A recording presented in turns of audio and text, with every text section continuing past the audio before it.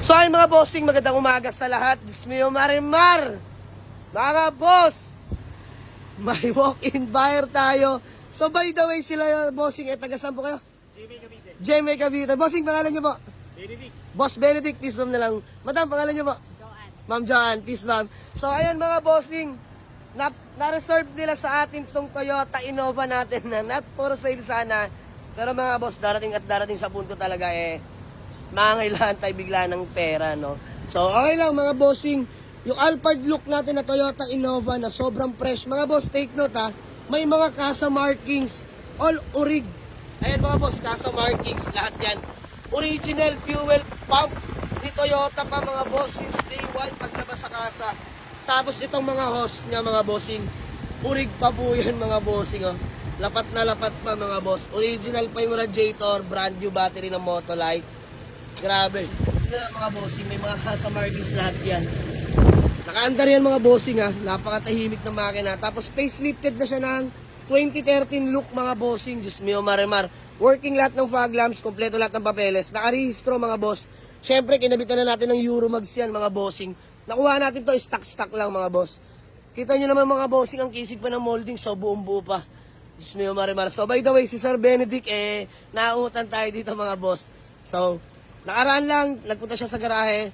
Actual na nagpunta mga bossing, hindi naman tayo humingi ng down payment or reservation fee through online mga bossing. Mas maganda magpunta kayo sa garahe, no? So, yan, ginawa ni Sir Benedict, nag-down ng 200k and then yung kakulangan, babayaran niya na po ngayon, no? Pero sir, Sunday mo pa kukunin, no? Masisilahin ko pa rin naman mga bossing. Andito lang yan, kukumuta na lang natin yan mga boss. Sabay, sir, papadetailing ko na rin interior. Freebies ko na sa inyo yun. Tapos, car wash na lang siguro. Tapos engine bay, linisin namin mga boss, bahagya. Pero napakalinis ng engine bay niya mga boss. Saludo sa may-ari nito talaga. Take note mga bossing 73k lang po ang milyahin yan. Grabe. Queen Garage kumbaga. Nung pinuntahan namin to, nakapark lang talaga. Nakatambak lang, no? Sayang, nakatambak lang doon mga bossing. So, sige mga boss, gawa namin yung acknowledgement letter para sa fully paid na bayad ni bossing. Let's go. So ay mga boss, bali, nag-down si Sir Benedict sa atin ng 200k. And then yung kakulangan, binibilang na ni paring Golem. Ayan mga bossing. Maraming salamat kay sir from GMA, no boss? Ayan, kapitbahay lang natin mga boss. Ang bilis ni bossing, bigla siya nagpunta noon na araw. Tiwala lang kay Jama. Ayan, boss, maraming salamat sa tiwala. Hindi natin sasayangin yan. Boss, kung may maging problema man, tawag ka lang sa akin, ha? Dito lang naman kami. Yes, bossing. So ayan lang mga boss, binibilang lang, tas agreement letter lang.